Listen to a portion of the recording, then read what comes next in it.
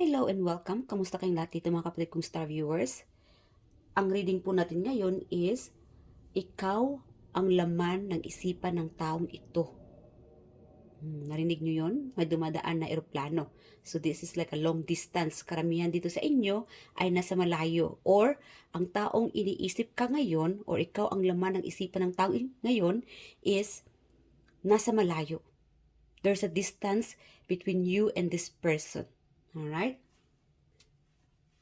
Kamusta kayo mga kapatid? Sana kayong lahat ay nasa mabuting kalagayan. Namiss ko kayong lahat. At sana po ay namiss nyo rin ako. Anyway, this is timeless. Whenever you watch this reading, maybe this is meant for you na mapanood ito. And it doesn't have to be na the same time na mapanood nyo, no, after na ma-upload ito. So, timeless. So, if ever na mapanood nyo itong reading na 1 month from now, 1 week from now, 1 year later, or ilang taon pa yan, and if it happened na nakita nyo itong video na ito, meaning there's a message for you na dapat mong malaman na, no? So, maybe about the person na who's been thinking about you lately. So, ikaw talaga ang laman ng isipan ng taong ito. So, first things first, again, guys, this is general reading, collective reading. Kunin nyo lang mga kapatid kung saan ka nakaka-resonate dahil hindi po ito sa isang tao lang, ito ay para sa lahat. Okay? Huwag lang po tayong bitter kung hindi man ka nakaka-resonate dahil meaning hindi yun para sa inyo. Para yun sa isang tao na maintindihan yung ibig kong sabihin dito. Alright? Love, love, love lang po tayo dito sa aking YouTube channel, The Star Talking Tarot. Welcome everybody. Alright. So, Spirit Guardian, sino itong tao na siyang laman ng isipan ng ating viewers? Okay, 7 of Wands. Alright. I'm hearing like love quarrel. Excess. Malakas dito yung excess. Okay? Meron dito kasi na, it doesn't have to be excess. What I'm saying is, excess of ex-lover, no? It could be ex-friend, ex-neighbor, or ex-family member. Something about ex na siguro hindi mo kinakausap. Or somebody na hindi mo kinakausap. An ex-lover, ex-spouse, ex-friend, ikaw lang nakakaalam. Okay? Yes. Meron kasi dito na hindi mo na ito kinakausap ang taong ito or somehow walang communication sa inyong dalawa. Alright? Yung iba sa inyo dito, you don't want this person, ayaw mo itong taong ito na makalapit sa iyo, or you are being guarded. Alright? You are trying to protect yourself. Siguro nasaktan ka na noon and ayaw mo na mangyari uli ito sa iyo. You know? This could be the person na binitray ka or nag-cheat sa iyo or sinaktan ka na noon. Meron kasi dito na, okay, ito yung tao na nagkaroon ka ng hidwaan, siguro nagkasakitan kayo noon or nadismaya ka or something na na-offend ka or somehow na hindi ka nag-usap, no? Sabihin natin ex-lover. Kasi malakas dito yung ex-lover din eh, yung exes ninyo or ex-spouse. Alright? So, for that, nagkaroon ka ng trauma. And I'm also getting like, example lang ha na, dahil nagkaroon ka ng trauma, ayaw mo nang, you don't want, or ayaw mo talaga na kausapin yung kung sino-sinong tao na lang. No? So, you have been trying to be like grounded or protective, no? So, hindi porke mo naniligaw sa'yo, or may gusto tong taong sa'yo, kinakausap mo na or ini-entertain mo na. No? So, ikaw yung tao na matalino, inaalam mo muna kung ano talaga ang totoong intensyon ng taong ito sa'yo. So, there is like, hindi mo basta-basta ini-entertain itong taong ito or kinakausap. No? Kasi, nagkaroon ka ng trauma, nasaktan ka na, nagmahal ka na, and you don't want this to happen again. Binitrade ka na ng kaibigan, no? So, like again, mix tayo dito ha. The person na ikaw ang laman ng isipan niya is an excess, and a person, sabihin natin na nakikita ka niya from afar dahil hindi mo siya kinakausap. It could be from afar sa trabaho, like hindi mo siya close, hindi mo siya talaga totally na kilala, it's like a stranger, no? It's because for you, siguro hindi ka interesado dahil nagkaroon ka ng trauma. Siguro hindi ka interesado dahil you'd rather to be alone. No? Kasi yung iba sa inyo dito, when it comes to friendship din, no? Or sa katrabaho, colleagues, marami kasi naiinggit din sa'yo eh. You could be a leader, or somehow, marami nag-a-admire sa'yo. Alam mo guys, kaya ang taong ito ay ikaw ang laman ng iniisip niya or isipan niya, no? Because people sees you admirable.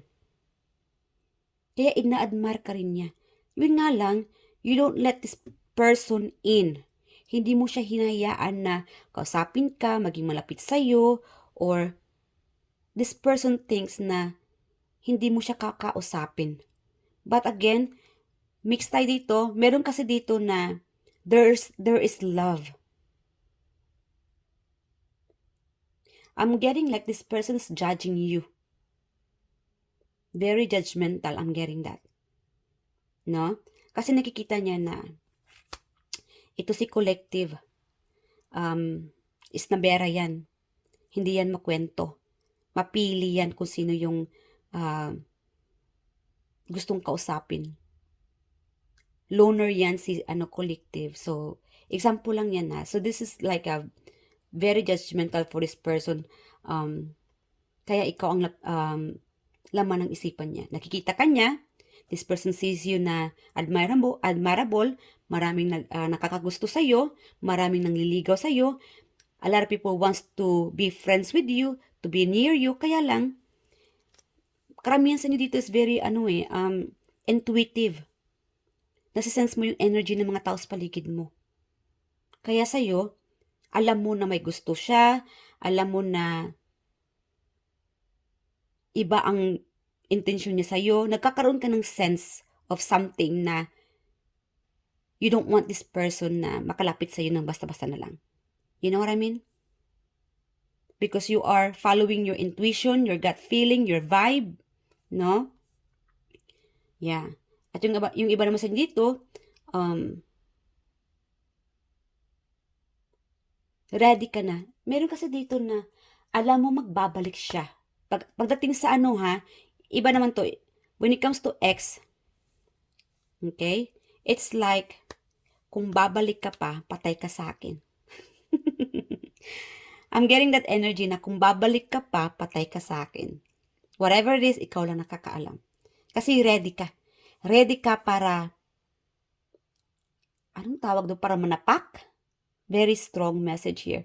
Para manapak, or para mapatay siya, para madurog siya. Siguro nadurog niya yung puso mo noon. No? Yeah, this is like an ex-lover na ready ka, or pinaghahandaan mo itong pagbabalik niya kung itong taong ito ay lalapit sa'yo, kakausapin ka, suyuin ka. Kasi hindi na natuto ka na yung iba sa inyo dito. Alright? Yeah, natuto ka na. Hindi mo siya hahayaan na masaktan ka muli.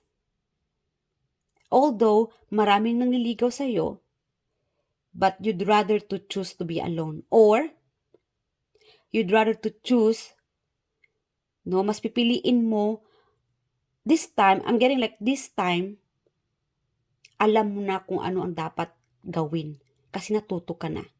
So, this time, mas nagiging matalino ka na. Mas naging wise ka na. Matapang. So, alam mo na kung sino ang pipiliin mo, sino ang mamahalin mo. Alright? And then again, para sa'yo, if this person, ikaw ang laman ng isipan ng taong ito, alam mo kung sino ito. Kasi malakas dito yung We have here betrayal and ex.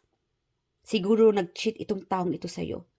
And for you, ready ka na para magkaroon ng confrontation, para masapak itong taong ito sa ginawa niya. Yeah. You know, para sa'yo, ikaw naman talagang tama. You deserve better. Kasi dito, nakaupo ka sa throne. You are the Queen of Sword. You know who you are. Kilala mo kung sino ka. You have a big heart. Matalino ka, maawain, mapagmahal, very emotional, loving, mapagbigay. But because, sa mga pangyayari, sa mga pagsubok na nangyari sa'yo, betrayal of friendship, colleagues, whatever, cheated, ipinagpalit, yeah. You becoming more wiser and brave. Mas naging matapang ka at matalino. Mas nagiging tuso ka na ngayon kaysa noon. Kasi kayo guys, tayo naman pag nagmahal tayo, lahat binibigay natin, no? But then later on, yun pala napunta lang tayo sa maling tao. Sinayang lang ng taong iyon ang pagmamahal natin. And that's how you feel right now. And you don't want that person to get closer to you. Or I should say, ready ka na to confront or face this person para harapin siya. And to win the battle. Okay? And to protect the people you care. Yeah. Siguro may mga anak na kayo ng taong ito and you don't want this person to enter in your home, no? Siguro na palayas mo na ito sa bahay or sabihin natin na ayaw mo siyang makalapit sa inyong mga anak. Yeah. But then again, ito yung mga signs na, or this could be your situation with this person, no, na ikaw ang laman ng isipan ng taong ito. And you know what I mean. Okay? Very direct message here. May nanalo na. Yeah, mix tayo ha. Betrayal, cheated, no? Merong pinagpalit, sinayang pag-ibig, ang pagmamahal, hindi naging loyal sa'yo. Yeah. Merong inggit. Yeah, merong insecurities. May na-insecure sa inyo kasi alam ng taong ito na lapitin ka. Yeah. Maybe this person's trying to be closer. I'm also getting like, when it comes to like a friendship or colleagues, no? Marami kasi nag-admire sa iyo eh. Yeah, this person admires you. And nakikita niya ng maraming nag-glow ka, mas nagiging sexy ka or something about like sa katawan mo, ano. Yeah. Mas siguro naglo-lose weight ka yung iba sa inyo dito. And yung iba sa inyo dito naman, very psychic. Yeah.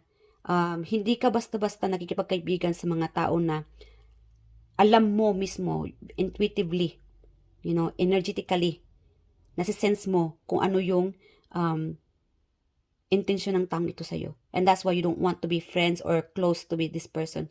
Hindi mo siya hinayaan na maging malapit sa'yo. And you know who this person is. A colleague, a friend, or classmates, or schoolmates, or kapitbahay. Yeah. Again, always follow your gut feelings, guys, because people nowadays, yeah, maraming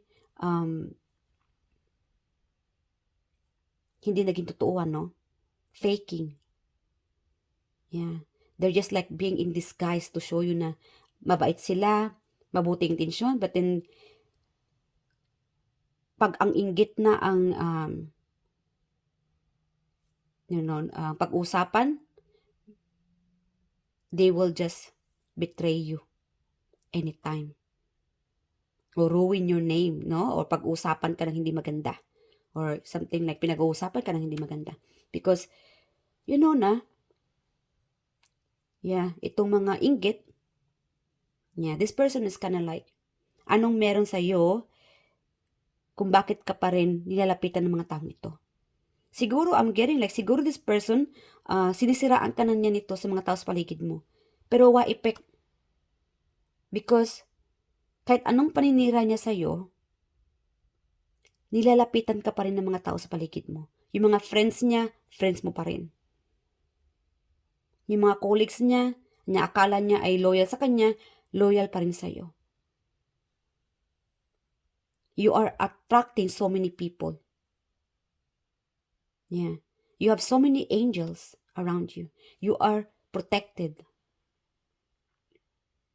Okay? Amen, mga kapatid. Yeah. God bless you guys. Always believe in God, believe in yourself, and yes, protect yourself as well. Protektahan nyo ang inyong sarili, ang inyong kalusugan. No? Yeah. It's okay. Hindi naman kailangan na maging friendly sa lahat, ano. Walang mawawala sa iyo kung magiging protektahan ng sarili mo. Dapat lang naman talaga na alamin natin or pakinggan natin ang ating kutob, no, kung ano itong nararamdaman nating intensyon ng taong ito. Yeah. Kasi the more na pinapakinggan natin ang ating kutob, the more na mas nagiging malakas ito at nagiging totoo, nagiging accurate. So, keep going, mga kapatid. So, alamin pa natin kung sino tong taong ito. Alright. Spirit angels, more close sa taong iniisip ang ating mga viewers. Ang laman ng isipan nila ay ang ating mga collective. Okay.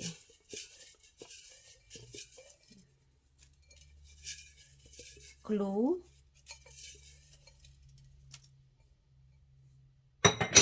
So, we have here, tambay na babae. Tambay na babae kasi loser, no? Naiinggit, like again, isa ito sa mga naiinggit sa'yo. Yes, kasi yung status mo mas maganda pa kaysa sa taong ito. Walang trabaho eh. Meron tayong lolo. So, yeah, yung lolo mo, mahal na mahal ka, ikaw ang laman ng isipan niya, siguro nalungkot siya sa pangyayari sa'yo, nalungkot siguro siya sa mga na-experience mo lately, or whatever it is, iniisip niya kung na sana ay makasurvive ka, no? Ikaw siguro tong nagkaroon ng broken family, and para sa kanya, masakit, no, na makita ang kanyang apo na nasaktan. Okay. That's the channeled message from your lolo. Admirer na babae, so isa siya sa nag-admire sa'yo. But then again, this is the kind of person na ikaw ang laman ng isipan niya. So, admirer, this person's admire you. Alright? This person's admire you, alam niya, kaya lang hindi mo siya kinakausap, ha? Yeah, kasi meron itong gap eh. Like again, hindi mo siya kinakausap, mga kapatid, dahil you have this trauma. No? Ikaw yung tao na hindi basta-basta nag-entertain ng tao nang hindi mo pa siya kilala ng lubusan. You know what I mean? So this person sees you or been thinking about you the whole time, or a lot of times lately, ikaw talaga ang laman ng isipan niya dahil you are very admirable. There's a love. Yeah, admire mo ba? Yeah, you have an admirer here. This person's very in love with you. Kasi meron itong yung looks mo na napakasuplado, kung ikaw tong lalaki na nanonood, ha, or masculine, or it doesn't have to be, no? It's something about your looks na yung may pagka-daumings eh, no? May pagkasuplado looks, pero mas ina-admire ka ng taong ito.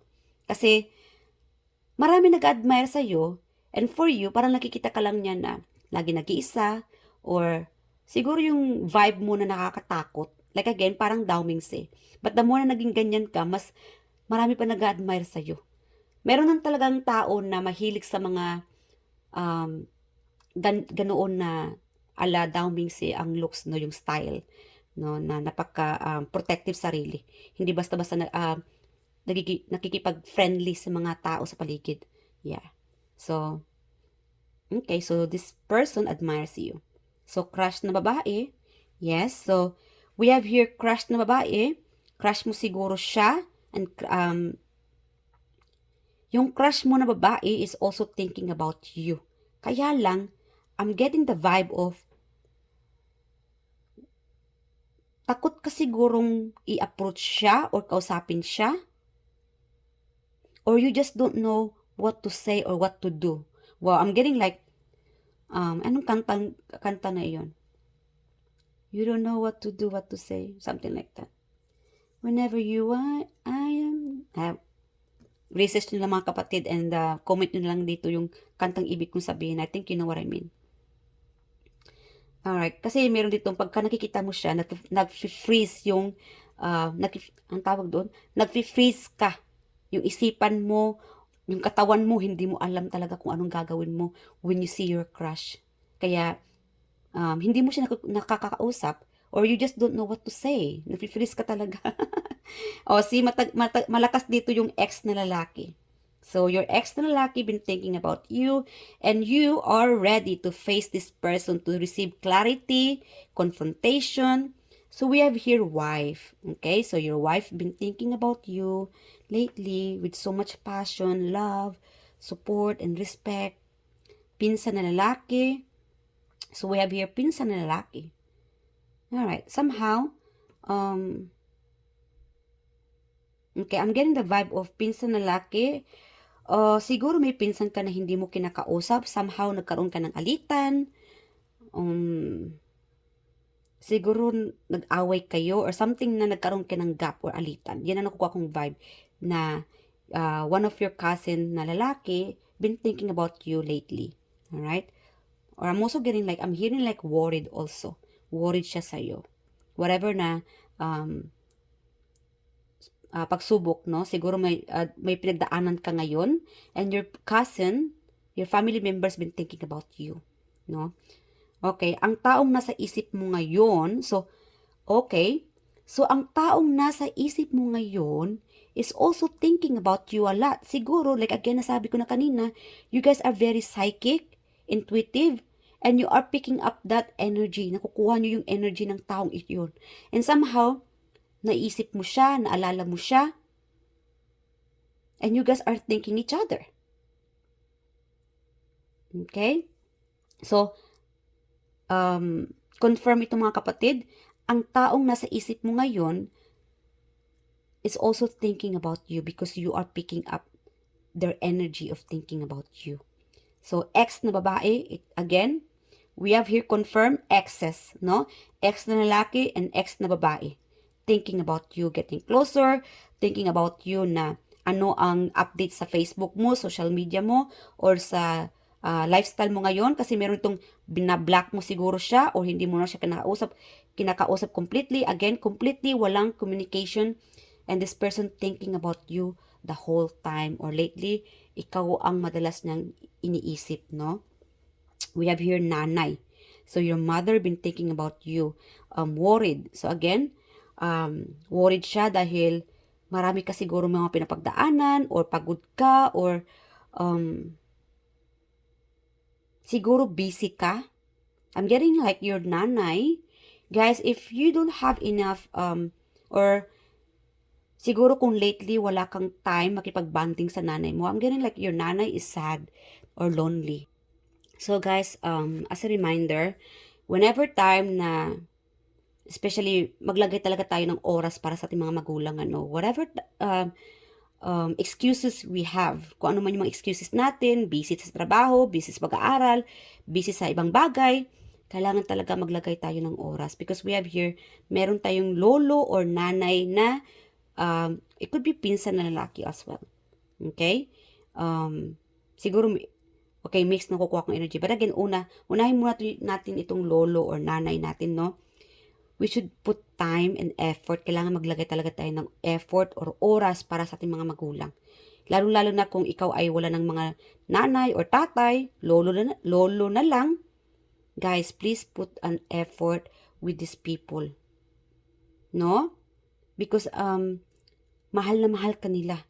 Worried sila sa'yo.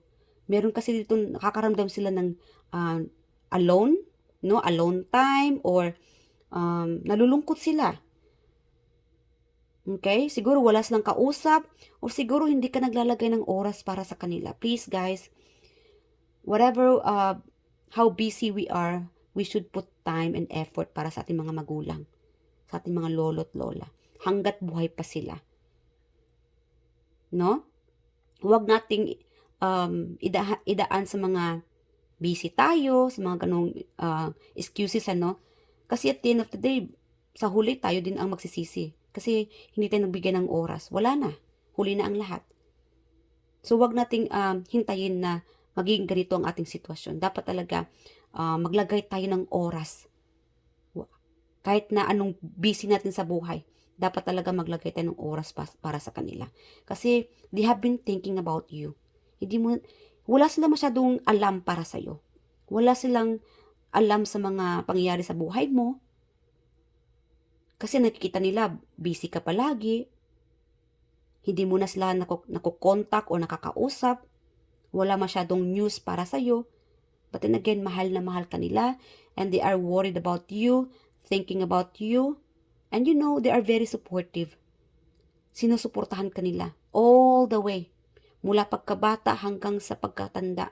Ang gusto nila na ma-achieve mo ang iyong mga goals sa buhay. Ito mga pangarap mo. Alam mo guys, whenever I channel this message, parang naiiyak na ako or malapit na akong maiiyak. But again, they really care for you. Mahal na mahal ka nila. Sa lahat ng mga tao sa paligid mo, sila itong tunay na nagmamahal sa iyo. At huwag natin sayangin itong panahon na hanggat buhay pa sila or hanggat buhay pa tayo. Dapat talaga maglagay tayo ng oras para sa kanila. No? Alright. So, final message na tayo mga kapatid. Alright? I'm also getting like, may nagtatampo dito. Siguro nagtatampo itong pinsan mong lalaki. Siguro, this could be your pinsan na drinking buddy, no? Or thinking about you, about your love life or your current situation. Yeah. Meron ditong namimiss ka para sa party. And somehow busy ka or hindi, or dinecline mo itong invitation. I'm getting like somebody's inviting you. Kaya lang, may decline dito. Nakukuha ko yung declined invitation. No, hindi mo tinanggap or hindi ka pumunta. And this person's thinking about you. No? And care for you. Marami nag-care sa iyo. Meron din mga bitter. Itong bitter na ito is, again, you guys are very guided, being loved with everybody. Marami nagmamahal sa inyo. Marami nagpapantasya sa inyo. Yeah. You guys are very, I'm hearing like somebody's wealthy here. Kaya marami nitong people watching you, especially sa social media. Marami kang mga followers, nag-admire sa'yo. They want to be like you. Kaya nga, meron namang bashers, ano. But anyway, and you know, you guys are very smart, intuitive. You know alam mo, and kilala mo kung sino itong mga bashers o mga bitter sa buhay mo. And you just don't care. Yeah, you just don't care about these people. Because you are always ready kung ano itong mga hamon sa buhay na darating sa buhay mo, no? Kahit mga exes. Ready ka na harapin sila, to confront them, to give an answer. Sagutin itong mga tinatanong nila, or somehow ikaw din siguro nakapag-break, and gusto nilang lapitan ka at kausapin ka, and they want clarity. Siguro there's something about clarity about you and this person, and you are ready. Ready ka para magkaroon kayo ng clarity, and at the end of the situation, magkaroon kayo ng peaceful lifestyle, no? Yeah, or peaceful living. All right? So, yes or no, prepare the question mga kapatid, and post niyo muna yung video, and the answer will be yes or no. All right? And i-imagine niyo muna, or isipin niyo muna yung mga katanungan, or you could be thinking about a person, and then we will reveal the answer here, yes or no, or it could be maybe. All right? All right, Spirit Guide Angels, you guys ready mga kapatid? All right, yes or no sa ating mga viewers dito collective. So the answer is yes. Yes, I'm also getting like freedom. You'll be soon freed. Or I'm also getting like itong you guys have been so emotionally tired, distressed, no? Physically tired, pagod na, and you have been in a battle. Yeah.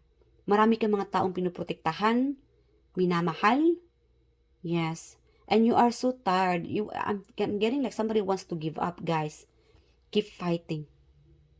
Because soon you will be receiving this throne. You'll be sitting on your throne where you deserved.